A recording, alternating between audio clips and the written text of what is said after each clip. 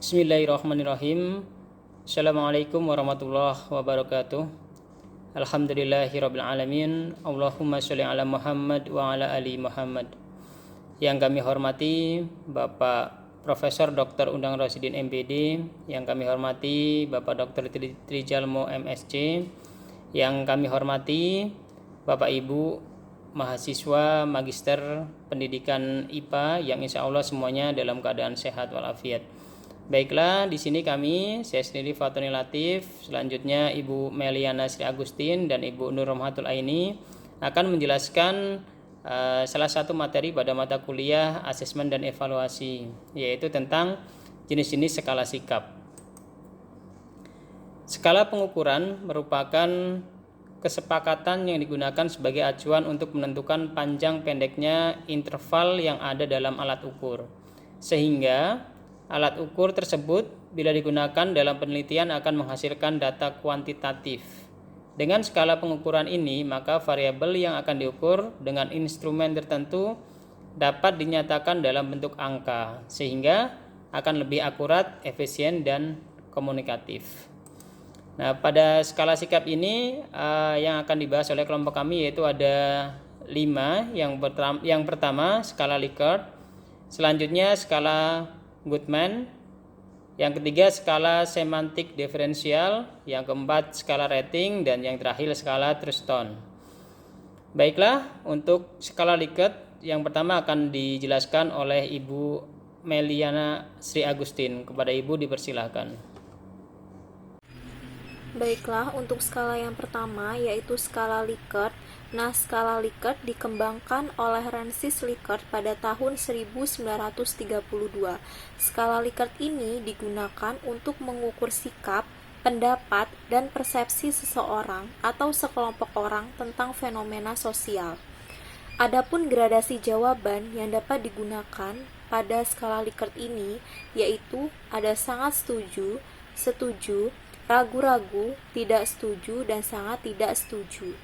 Berikutnya, adapun cara pemberian skor pada skala Likert ini, yaitu pilihan setuju atau selalu atau sangat positif dapat diberi skor 5, pilihan setuju, sering atau positif diberi skor 4, pilihan ragu-ragu, kadang-kadang atau netral itu diberi skor 3, lalu tidak setuju, hampir tidak pernah atau negatif diberi skor 2, dan sangat tidak setuju atau tidak pernah diberi skor 1. Nah, berikutnya ditampilkan skala Likert dalam bentuk checklist. Nah, di sini pernyataan disediakan dalam kolom, lalu jawaban dari sangat setuju sampai sangat tidak setuju juga disediakan di dalam kolom. Nah, di sini responden diminta untuk menceklis salah satu jawaban yang dipilih. Berikutnya, skala Likert dalam bentuk pilihan ganda. Nah, di sini disediakan pertanyaan, lalu pilihan jawaban disediakan dalam bentuk multiple choice. Nah, di sini responden diminta untuk memberi tanda salah satu jawaban yang dipilih. Berikutnya, adapun kelebihan skala Likert, yang pertama, mudah dibuat dan diterapkan. Kedua, terdapat kebebasan dalam memasukkan item-item pertanyaan sesuai dengan kebutuhan permasalahan. Lalu, yang ketiga, jawaban suatu butir dapat berupa alternatif sehingga informasi mengenai butir tersebut diperjelas. Berikutnya, reliabilitas pengukuran bisa diperoleh dengan jumlah butir tersebut diperjelas. Adapun kekurangan skala Likert, yang pertama, karena ukuran yang digunakan adalah ukuran ordinal, skala Likert hanya dapat mengurutkan individu dalam skala, tetapi tidak dapat membandingkan berapa kali individu lebih baik daripada individu yang lain. Kedua, kadangkala total skor dari individu tidak memberikan arti yang jelas, karena banyak pola respon terhadap beberapa butir akan memberikan skor yang sama. Adanya kelemahan di atas sebenarnya dapat dipikirkan sebagai error dari respon yang terjadi. Berikutnya, adapun cara penyusunan pada pengguna skala Likert ini, yang pertama, peneliti mengumpulkan bahan-bahan yang relevan dengan masalah yang sedang diteliti. Lalu, menyusun blueprint untuk memandu penyusunan alat ukur. Ketiga, memberikan pernyataan-pernyataan tersebut kepada sekelompok responden yang Anda jadikan sampel penelitian. Berikutnya, responden diminta untuk mengisi setiap pilihan pernyataan yang disetujui atau tidak disetujui. Kelima, total skor yang didapatkan dari masing-masing responden adalah penjumlahan dari skor masing-masing pilihan jawaban responden tersebut. Langkah berikutnya, menganalisis jawaban dan menguji validitas dan reliabilitasnya. Lalu, pengujian.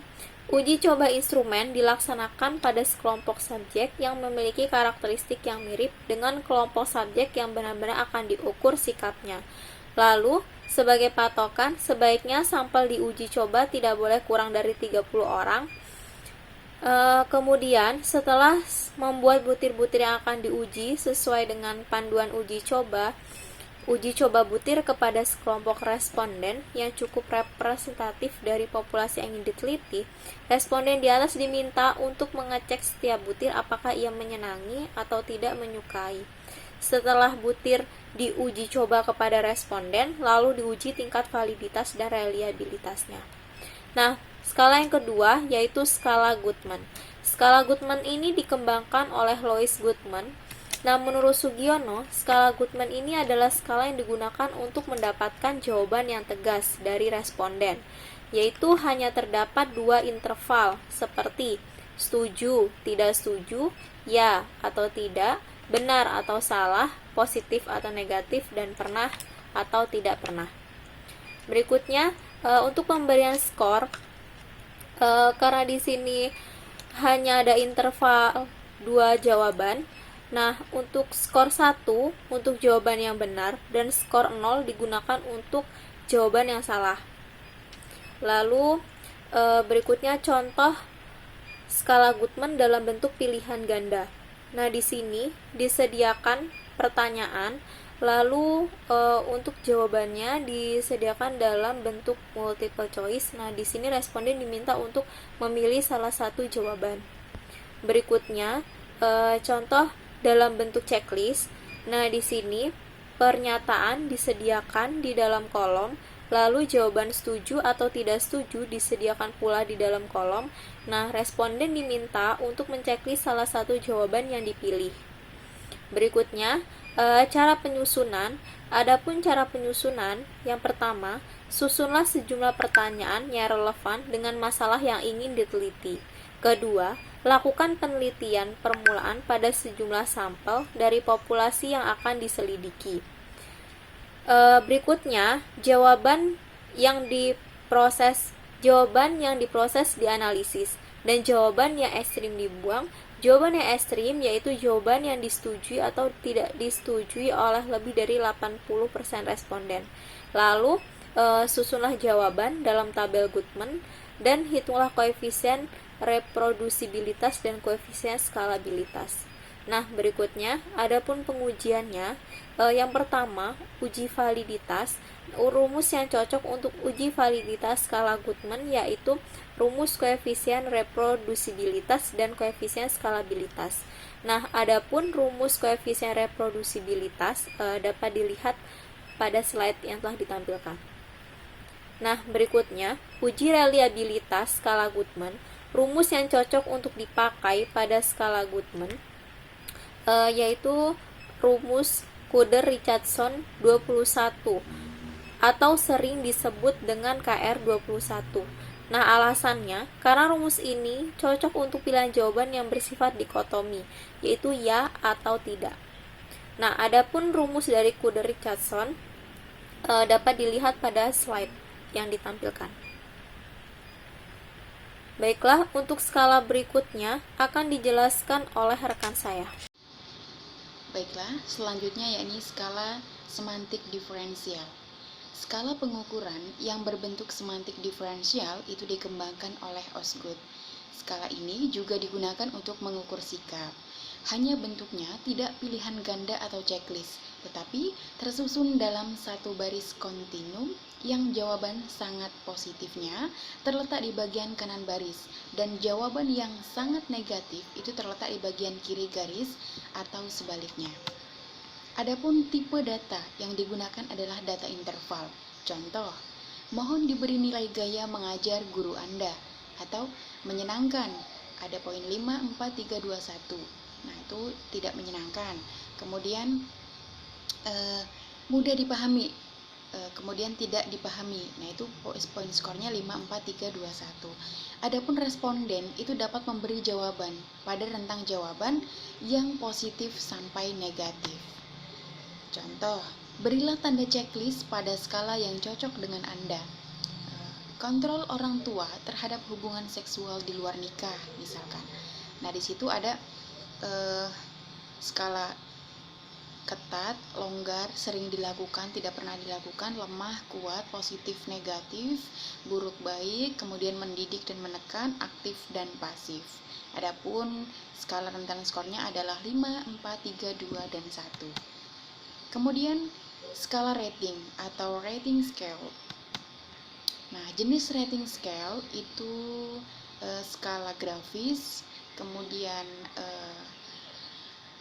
di sini rating scale ini lebih fleksibel ya. Jadi tidak terbatas untuk pengukuran sikap saja, tetapi untuk mengukur status sosial, ekonomi, kelembagaan, pengetahuan, kemampuan, proses kegiatan, dan lain-lain. Adapun cara penskoran dalam rating scale ini, contohnya kenyamanan ruang kelas saat pembelajaran. Nah, itu ada skor dari 5 sampai 1. Yang keterangannya, kalau di skor 1 itu berarti yang paling rendah, tidak nyaman, kemudian skor 2 kurang nyaman, yang ketiga di tengah-tengah yakni sedang, yang keempat cukup nyaman, dan yang kelima adalah kepuasan yakni sangat nyaman. Adapun cara penyusunan dari rating scale, peneliti mengumpulkan bahan-bahan yang relevan dengan masalah yang sedang diteliti. Selanjutnya, memberikan pernyataan-pernyataan tersebut kepada sekelompok responden yang akan dijadikan sampel dalam sebuah penelitian. Adapun respon tersebut itu akan dianalisis dengan cara memberi skor pada masing-masing pilihan jawaban, yaitu dengan rentang skor 1 sampai 5. Selanjutnya, total skor yang didapatkan dari masing-masing responden adalah penjumlahan dari skor masing-masing pilihan jawaban responden tersebut. Ataupun kita dapat mengetahui total nilai yang didapatkan itu akan berada pada kategori setuju atau tidak setuju. Nah, selanjutnya untuk pengujiannya, contoh, peneliti ingin mengetahui seberapa harmoniskah hubungan suami istri untuk menciptakan keluarga sejahtera, maka berilah tanda pada angka yang sudah disediakan. Nah, di situ terlihat ada rating scale. Nah, disitulah pilihannya. Adapun instrumen tersebut apabila dijadikan angket kemudian disebarkan kepada 25 responden sebelum analisis, maka data ditabulasi seperti berikut. Jumlah skor kriterium atau apabila setiap item mendapat skor tinggi, yaitu skor tertinggi dikali jumlah item 10, jumlah responden 25, maka 1250. Nah, jika jumlah skor hasil pengumpulan data itu sama dengan 1000, dengan demikian keharmonisan hubungan suami istri untuk menciptakan keluarga sejahtera menurut resepsi 25 responden yaitu 1000 berbanding 1250 dikali 100%, maka hasilnya adalah 80% dari kriterium yang ditetapkan. Nah, apabila diinterpretasi nilai 80% ini, maka terletak pada daerah yang sangat kuat. Nah, selanjutnya, yakni skala Thurston akan dilanjutkan oleh rekan kami, Bapak Fatoni. Baiklah, selanjutnya saya akan menjelaskan tentang skala Thurston. Skala Thurston diciptakan oleh L.L. Thurston tahun 1926 untuk mengukur sikap, karena itu juga disebut dengan skala sikap. Sikap menurut Thurston merupakan derajat efek positif atau negatif atau evaluasi efektif terhadap suatu objek psikologis. Objek dapat berupa individu, kelompok, benda, ide, atau yang lainnya. Pernyataan sikap berupa kalimat yang menyatakan sesuatu mengenai objek sikap yang hendak diungkap. Nanti di skala Thurston ada istilah favorable yang berarti pernyataan yang mendukung objek sikap yang diukur, atau unfavorable atau pernyataan yang tidak mendukung objek yang diukur atau diuji.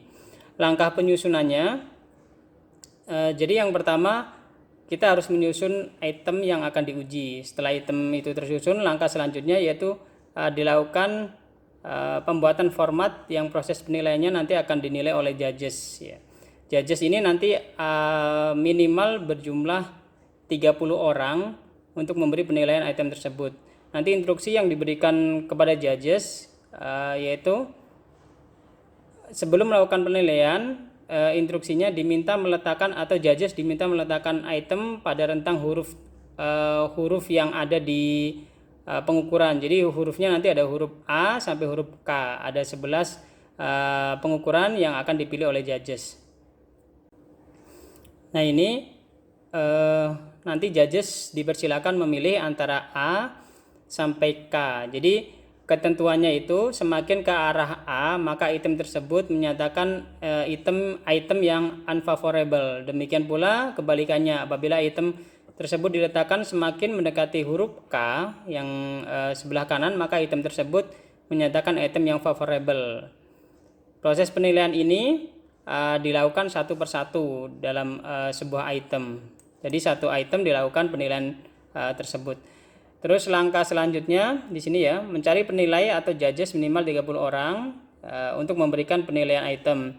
Apabila seluruh item sudah dilakukan penilaian oleh seluruh penilai atau judges, maka langkah selanjutnya melakukan tabulasi data seperti menghitung frekuensi, menghitung presentase, menghitung persentase kumulatif. Selanjutnya melakukan perhitungan nilai S atau median dan nilai Q dari perhitungan nilai persentil 25 dan persentil 75. Nah ini contohnya seperti ini ya. Jadi misalkan sudah dilakukan penilaian oleh judges, ini itemnya A sampai K, nilainya 1 sampai 11. Nah kita tentukan F-nya, frekuensi jumlah penilai yang memilih tiap-tiap alternatif. Misalkan di sini A F-nya ada 4 sampai K, ini K F-nya ada 2 frekuensinya. Selanjutnya P, proporsi tiap frekuensi pilihan dengan jumlah penilai atau menjawab ya. Jadi F dibagi N ya.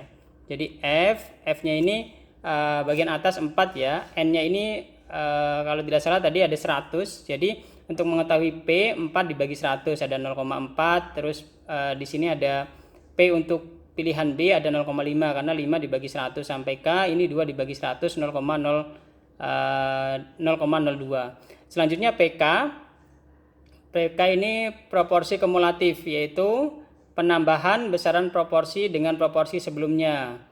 Jadi misalkan di sini ada PK dari B ini 0,09, ini didapatkan dari 0,04 ditambah 0,05. Selanjutnya misalkan proporsi kumulatif dari D ini 0,23 berarti didapatkan dari 0,15 ditambahkan 0,08. Jadi hasilnya 0,23 dan seterusnya.